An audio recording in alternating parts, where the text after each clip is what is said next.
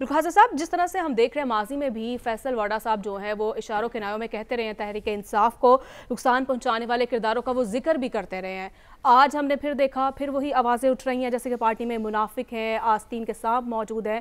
कौन अफराद है पार्टी में जो कि अपने फैसले मुसल्लत कर रहे हैं? देखिए, कल मैं एक बात कर रहा था जिसमें मैं ये बात रिपीट भी कर रहा हूँ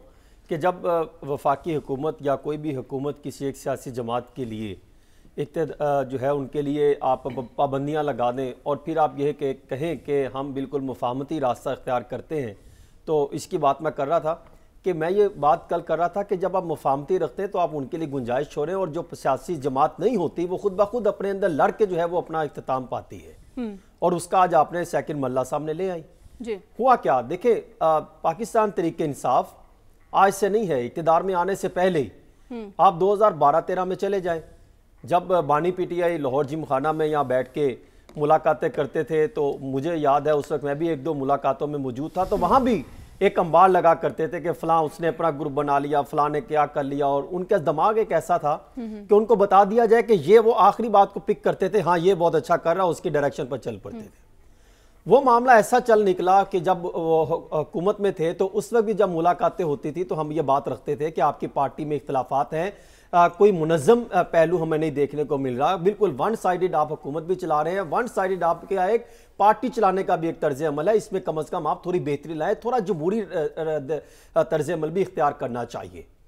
उस वक्त भी हमने देखा कि कैबिनेट के अंदर भी दो इख्तलाफात बनते चले गए। खैर, जब ये बानी पीटीआई की गिरफ्तारी हो गई, कुछ अफराद रुपोश हो गए, गिरफ्तारियों का सिलसिला शुरू हुआ, पाकिस्तान तहरीक इंसाफ के सीनियर रहनुमा गायब होना शुरू हो गए, कुछ गिरफ्तार हो गए, कुछ ने प्रेस कॉन्फ्रेंस कर ली, तो एक मौका ऐसा मिला कि वुकला बरादरी खुलकर सामने आई और बानी पीटीआई ने कहा कि ये वो लोग हैं कि जिनको अगर हम पीटीआई की भागदौड़ संभालने का मौका दूं और मैं जेल से बैठ के इनकी सरपरस्ती करूं तो शायद बहुत अच्छे तरीके से चल सकता है जी। फिर एक वक्त आया कि उन्होंने आके कहा कि हम ही पीटीआई के सारा कुछ है, हमारे पास ही पीटीआई की भागदौड़ आ गई है, और करके उन्होंने पीटीआई को हाईजैक करके एक किस्म के इनडायरेक्टली या डायरेक्टली करना शुरू कर दिया, और फिर छोटे छोटे ग्रुप निकलना शुरू हो गए। कोई वुकला बरादरी का केपीसी की निकल आया, कोई पंजाब से आ गया, कोई कहाँ से आ गया, कुछ को अपने टोले बना के अपनी अपनी ग्रुपिंग बना ली।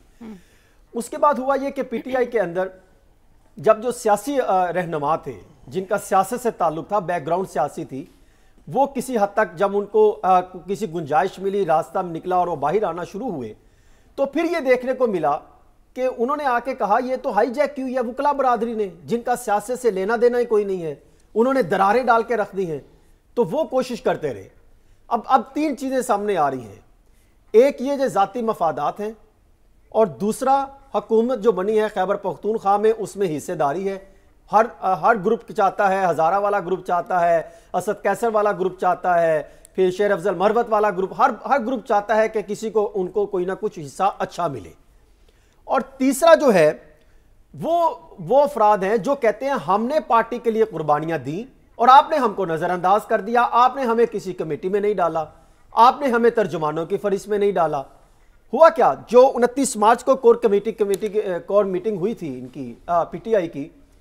उसमें शिबली फराज साहब भी थे, उन्होंने भी सख्त जुमले इस्तेमाल किए और कहा कि यह कैसे हो सकता है कि मैं बानी पीटीआई से मिलने के लिए एक बंदे के तल्ले मीते करूं, मैं एक सीनियर सियासतदान हूं, साबिक वफाकी वजीर रह चुका हूं, एक खान का बहुत काबिल एतमाद जो है मैं बंदा हूं, यह कैसे हो सकता है कि आप मुझे बिल्कुल साइड लाइन करते हैं और आपने हाईजैक कर ली है। खैर, उन्होंने कोशिश करके बानी पीटीआई से मुलाकात की। मुलाकात करने के बाद उन्होंने सारी रुदात सामने रखी कि पीटीआई तो बिल्कुल खत्म होती चली जा रही है, आप जो डायरेक्शन देते हैं आगे। तो शेर अफजल मरवत ने अपने अलग सोशल मीडिया जो है पैरेलल खड़ा किया हुआ है, अपनी ग्रुपिंग बना रखी है सियासत के पीटीआई के अगेंस्ट, और फिर उनके पॉजिटिव मुख्तलिफ ग्रुप बना रखे हैं। उन्होंने एक पूरी कहानी सुनाई। उसके बाद उस तर्जुमानों की फहरिस्त से शेर अफजल मरवत साहब को निकाल दिया गया। उन्होंने कहा जी अब आप निकलें, वो सियासी कमेटी में शामिल हो गए।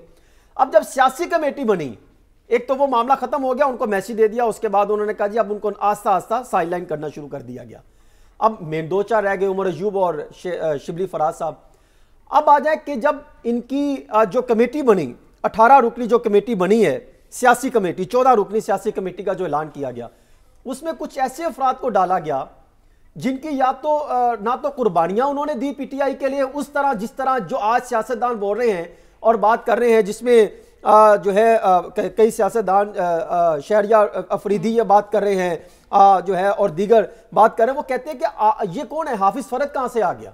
وہ کہتے ہیں سابق گورنر جو خیبر پختونخوا تھے وہ کہاں سے آ گئے؟ اب اس پہ ان کے تحفظات ہیں. وہ کہتے ہیں کہ اگر آپ نے اسی طرح چلانا ہے، اسی طریقے سے لے کے چلنا ہے تو پھر ہم کہاں جائیں گے؟ آپ نے ایسے لوگوں کو ڈالیا جن کی پی ٹی آئی کے لیے قربانیاں ہی نہیں ہیں، جنہوں نے مشکل وقت میں تو غائب ہو گئے پریس کانفرنس کر کے. وہ خیبر پختونخوا کے جو گورنر تھے انہوں نے کہا میں پی ٹی آئی سے علیحدگی اختیار کرتا ہوں، سیاست سے علیحدگی اختیار کرتا ہوں، اور آج جب انہوں نے موقع دیکھا تو وہ آ کے عہدے بانٹنے وہ کمیٹی میں بھی شامل ہو گئے.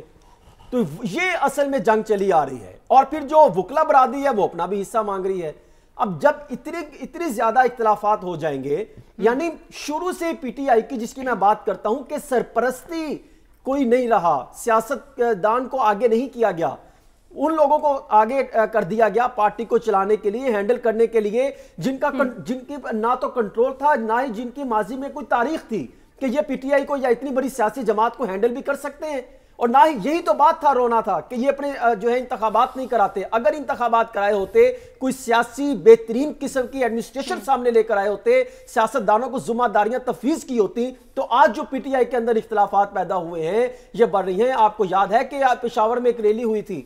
جس میں 3 افراد جو ہے وہ مائک لے کے پھیرے تھے، تینوں افراد کے ایک ہی ریلی کے اندر تھے کہ ہم لیڈ کر رہے ہیں. اس نے کہا، گور خان نے کہا میں لیڈ کر رہا ہوں، شیر افضل مروت نے کہا میں لیڈ کر رہا ہوں، فیصل نے کہا میں لیڈ کر رہا ہوں. ہر بندہ اپنا آپ کو لیڈر کہلانے لگ گیا. بھئی پی ٹی آئی تو ایک شخص پر کھڑی ہے جو عدیل ورائی صاحب بات کر رہے تھے، وہ کہتا ہے کہ ٹھیک ہے یہ نکال دو. وہ اب مسئلہ اس شخص کا بھی ایک ہے نا کہ وہ آخری بات کو سن کے ماضی کو بلا دیتا ہے کہ یہ بندہ کون تھا، اس کو کمیٹی میں شامل کر دو. اب انہی کے تو فیصلے ہیں کہ جس کی وجہ سے کہا جا سکتا ہے کہ پی ٹی آئی کے لیے مشکلات بڑھ رہی ہیں. ہاں اب کسی حد تک جو بانی پی ٹی آئی ہے انہوں نے ایک پوزیٹیو فیصلہ یہ لیا، انہوں نے کہا کہ عمر ایوب اور شبلی فراز جیسے کوئی 2-3 افراد کو انہوں نے آگے کیا کہ اب آپ معاملات کو بہتر کریں. حماد اظہر کو انہوں نے ٹاسک دیا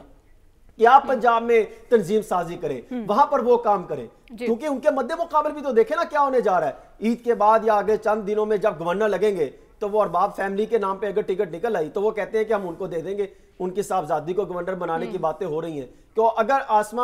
ارباب کا صاحبہ کو گورنر خیبر پختونخوا بنا دیتے ہیں، جو کہ معاملہ چل رہے ہیں کہ شاید ان کو خاتون خیبر پختونخوا میں کو گورنر لگائے، اور اس کے پہلے کچھ اور چیزیں چل رہی ہیں، پھر تو ان کو ٹف ٹائم ملے گا. علی امین گنڈا پور صاحب کو ٹف ٹائم ملے گا. پھر حالات پی ٹی آئی کے لیے مزید سخت ہو جائیں گے. حکومت تو چاہتی ہے نہ احتجاج ہو نہ پروٹیسٹ ہو، اور ہم کسی کو 2 نمبری برداشت نہ کریں، کوئی ایسا کوئی طرز عمل نہ برداشت کیا جائے کہ جو حکومت کے مخالف ہو. ان کو بھی یہ چاہیے کہ یہ اپنے اختلافات ختم کرے. اگر ایسے ہی چلیں گے تو یہ پارٹی مجھے آئندہ زیادہ دیر چلتی بھی دکھائی نہیں دے گی. حسن صاحب ٹھیک ہے.